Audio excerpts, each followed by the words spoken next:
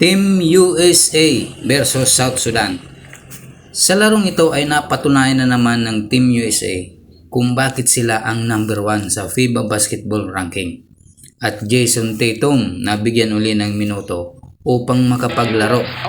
Joel Embiid ibinangkulang ni Coach Steve Kerr. Sa katatapos pa lang na laban ng mga Amerikano at Sudanese ay pinangunahan ito ni Bam Adebayo na umiscore ng 18 points, 7 rebounds, 1 assist at meron siyang 8 out of 10 field goal shooting. Mas naging epektibo rin yung bench player ng Team USA kumpara sa starting unit nila. Nagtala lamang si LeBron James ng 12 points at 3 points lamang kay Stephen Curry.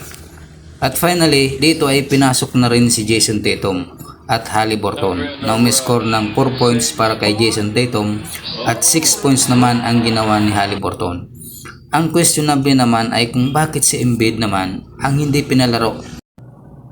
Tinapos na nga ng USA ang laro sa score na 103-86 pabor sa kanila at pasok na rin sila sa quarterfinals. At ito yung mga player na nakagawa ng 2-digit points sa pangunguna ni Bam Adebayo na merong 18 points, Kevin Durant 14 points, Edwards 13 at si Devin Booker na 10 points.